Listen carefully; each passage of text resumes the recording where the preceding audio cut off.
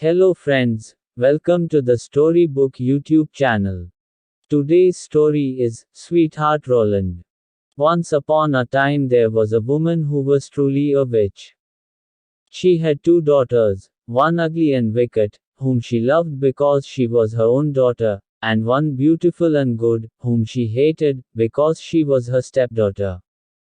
The stepdaughter had a beautiful apron, which the other girl wanted so much that she became envious, and she told her mother that she just had to have that apron. "Be still, my child," said the old woman, "and you shall have it. Your stepsister has long deserved to die, and tonight when she is asleep I will come and chop off her head. Just be sure to lie down at the far side of the bed, and push her close to the front." It would have been all over with the poor girl, but just then she was standing in a corner, and she overheard everything. She was not allowed to go outside all day long, and at bedtime her wicked stepsister had her get into bed first, so she would be lying next to the wall. However, after the witch's daughter fell asleep, the stepdaughter gently pushed her to the front side of the bed, and she took her place back against the wall. In the night the old woman crept into the bedroom holding an axe in her right hand while feeling with her left hand for anyone lying at the front of the bed. Then she grasped the axe with both hands and chopped off her own child's head. After the witch had gone away, the girl got up and went to her sweetheart, whose name was Roland, and knocked at his door. When he came out, she said to him, "Listen, dearest Roland, we must flee at once. My stepmother tried to kill me, but she killed her own child instead.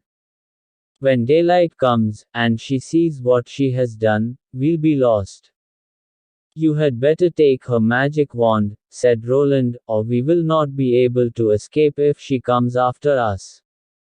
The girl got the magic wand, then she took the dead girl's head and dropped 3 drops of blood onto the floor, one in front of the bed, one in the kitchen, and one on the steps. Then she hurried away with her sweetheart. The next morning when the old witch got up, she called her daughter, wanting to give her the apron. But the daughter did not come. So she shouted, "Where are you?" "Here on the steps. I'm sweeping," answered the first drop of blood.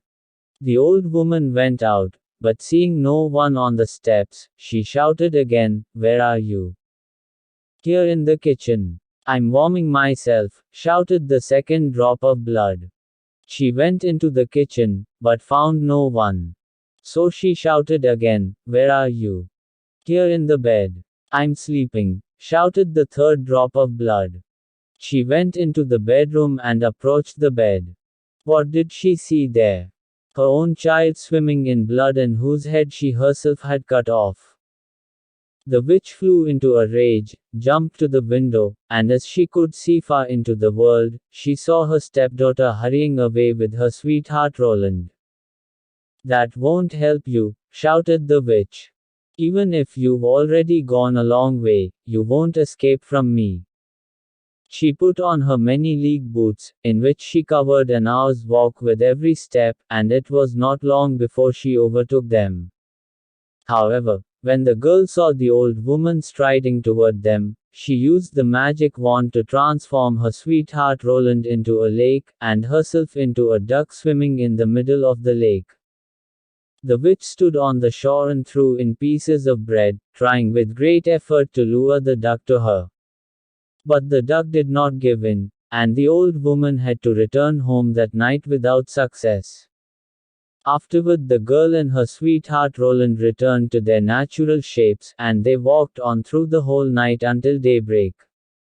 Then the girl transformed herself into a beautiful flower in the middle of a briar hedge, and her sweetheart Roland into a fiddler. It was not long before the witch came striding up toward them.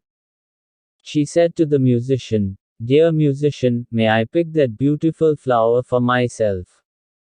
"Oh, yes," he replied. "And I will play for you while you're doing it."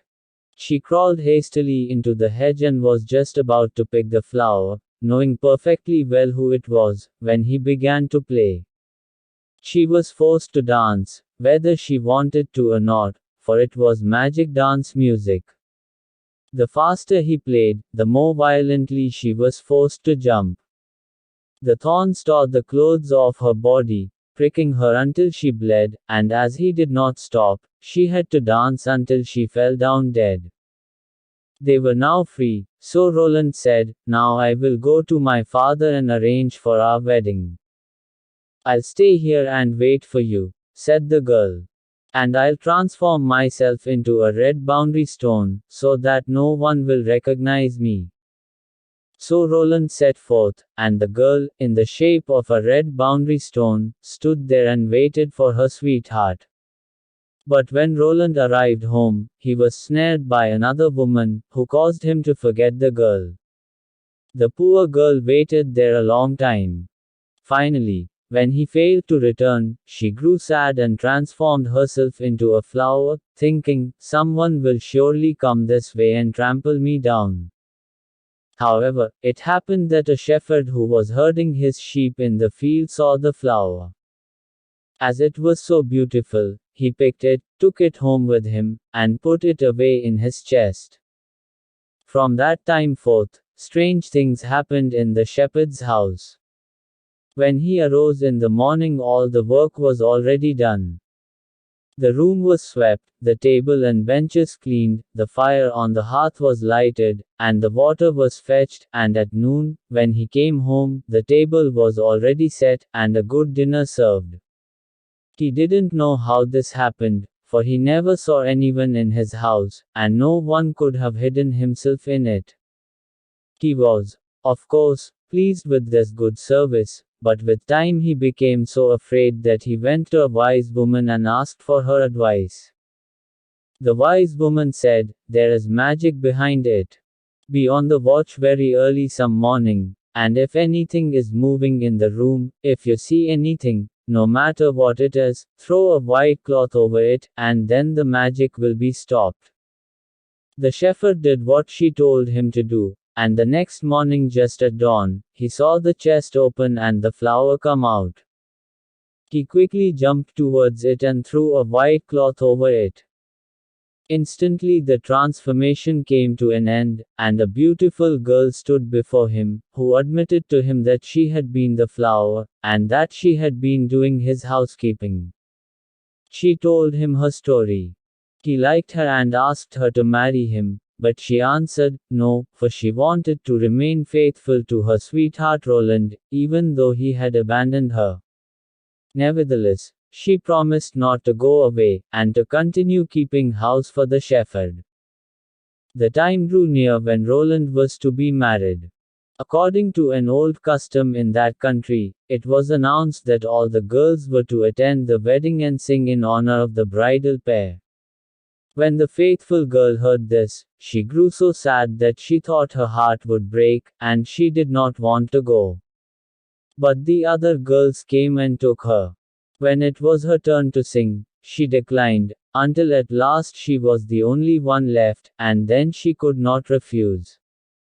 But when she began her song, and it reached Roland's ears, he jumped up and shouted, "I know that voice.